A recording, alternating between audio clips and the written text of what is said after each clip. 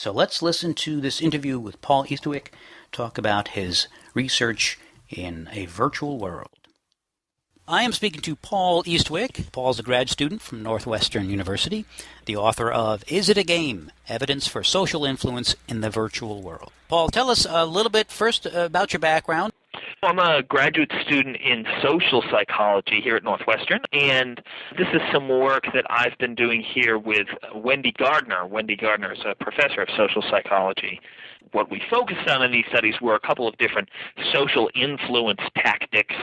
That's what we call them. Really, they're like salesperson techniques that you'd learn about maybe in an intro to social psychology class or something like that. The foot in the door and the door in the face, every social psych student learns these, and they probably remember them because they seem so down to earth. Yes, they're very accessible, and yes, the names aren't quite as jargony as some of the other terms that we use.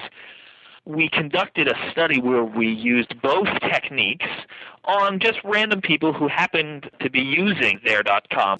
Why don't you set the stage for us and tell the listeners what is the foot in the door technique? Okay. There were two techniques that we looked at. So the first is called foot in the door. And the way foot in the door works is that if you want somebody to comply with some sort of request, so maybe you want to get them to volunteer to do some task, you can increase people's likelihood of agreeing to do that task by first making a very small request of the person. By making a very small request that almost everybody is certain to agree to, something that might only take a second or two, that person is then going to be more likely to comply with the request that you really care about. So can you give an example? Sure. So in some of the original foot in the door studies, people would get a phone call from somebody, and it would be a small request. They would tell them what kinds of detergent they used or something like that. But the target request was something much more time-consuming, where they were supposed to give a list of all sorts of different products that they used. And people were more likely to agree to that second larger request if they had already completed the first smaller request. The reason that foot in the door works is because when people do that little request, they feel more helpful. And so when you feel more helpful, then when somebody makes a larger request of you, you're more likely to comply with that than if you had just gotten that larger request alone. Yeah, I remember hearing something about you sort of change your definition of who you are or see yourself in a different light. Right. Yeah, foot in the door works because you see yourself as more helpful. You see yourself as the kind of person that likes to do these things for other people, and so in an effort to be consistent now, you're going to be helpful across different situations. It sort of changes how people see themselves. Just by performing this one small act that almost everybody agrees to, you see yourself as a little bit more helpful. So maybe here's an example. I was with my son, and we were at the fair, and he wanted to get something to eat. And so he asked Grandma for $1 and went back, and it actually cost a little bit more. So he went back and said, "Oh, can I have $3?" So I think coming in with, whereas up front, if he had said, "Oh, I'm going to need $3," she might have said, "Well, that costs too much money." Right. But that's why it's called foot in the door too, right? It's a way of initiating an interaction or a set of interactions with somebody that's going to bring you that much closer to get what you want, which is getting that person to comply with that target $3 request in this case. All right. So now door in the face. Door in the face is, in many ways, it sounds as if it's the opposite of foot in the door, but it's all working toward the same goal. Which is getting somebody to agree to that target request. But in door in the face, you first make a very, very large request that the person is almost certainly likely to decline. One of the classic examples of this is the experimenter would approach people on the street and say, "Hey, can you volunteer several weekends of your time over the course of a year to help these underprivileged students?" Nearly everybody says no to that request.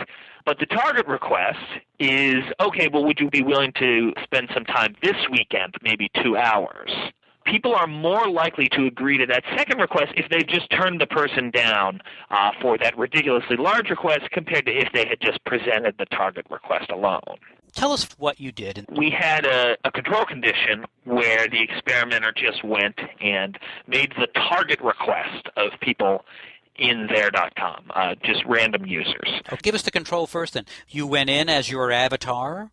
Right. We'd walk up to people and we'd say, hey, I'm doing a photo scavenger hunt. Would you teleport to this other location with me and let me take a screenshot of you for this photo scavenger hunt?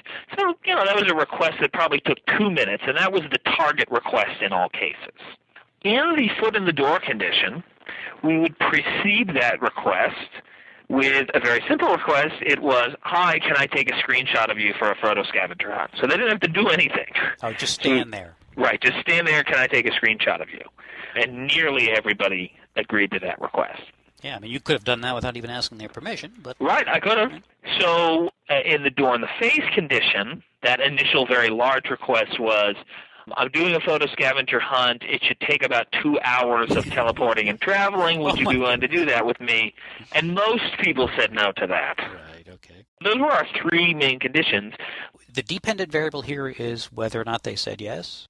Right. So whether or not they complied to the request, and in the case where they said they would teleport, people actually went through the teleportation and went to the other location and took a screenshot and everything. Both compliance techniques, on average, tended to work.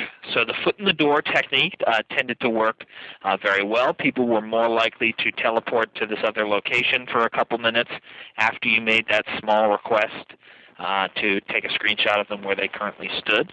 And the door-in-the-face technique worked on average, too, so people were more likely to teleport to that other location for 2 minutes after you first asked them to spend 2 hours of their time teleporting around with you.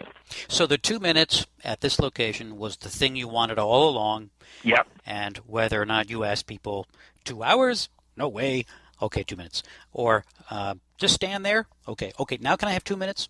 Okay, right. That's where you're going each time. And in the control, right. What is what you did in the control again? The control is just that target request. So, hey, let's go 2 minutes right now. Can you help me? Okay, so that's all right. So you found that the 2 influence techniques worked better than the control. Exactly. And that suggests a couple things to us. It suggests that, well, in a virtual environment, even though, you're literally controlling a cartoon character, your behavior still matters for how you see yourself. So if your avatar is a helpful avatar, you will feel more helpful because of that, and then you're more likely through this avatar to agree to that second request. So there are certainly self-perception effects going on in these virtual environments.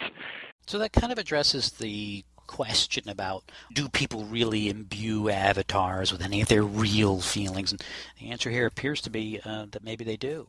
Yes. We'd suggest that this is evidence that it's at least a possibility that people should be considering that these avatars hold real social significance for people.